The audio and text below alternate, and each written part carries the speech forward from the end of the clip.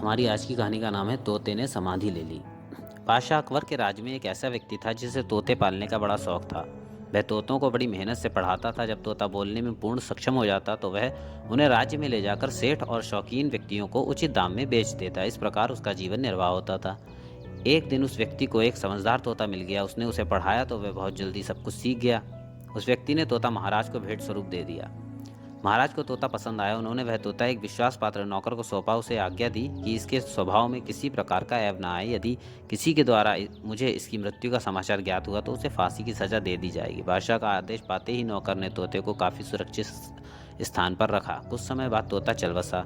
नौकर को जब यह बात पता चली तो उसने बीरबल से कहा, अगर बादशाह के पास तोते के मरने की खबर ले जाता हूँ तो प्राण दंड मिलेगा, यदि खबर नहीं देता तो भी प्राण दंड मिलेगा। बीरबल बोले, तुम्हें किसी प्रकार की चिंता नहीं करनी चाहिए, जाओ अपना काम करो।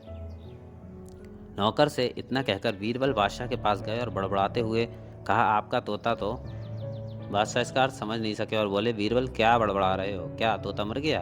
बीरबल बोला, महाराज मरा नहीं, मैं तो यह कहने आया हूँ कि तोते ने समाधि ले ली है। आज प्रातः काल से उसने ना तो खाया ना पिया, ना पंख ही डुलाता है, ना सिर ऊपर उठाता है, ना तो उसने अपनी आंखें खोली, ना कुछ बोला ही है।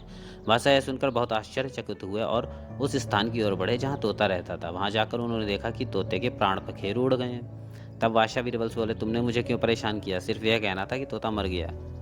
आपका कथन यथार्थ है, परंतु यदि मैंने ऐसा कह दिया होता तो जीवन गंवाना पड़ता, बीरबल ने कहा। बादशाह को अब अपनी प्रतिज्ञा याद आई। वे बीरबल से बहुत खुश हुए। इस प्रकार अपनी बुद्धिमत्ता से बीरबल ने तोते के रखवाले नौकर के प्राणों की रक्षा की।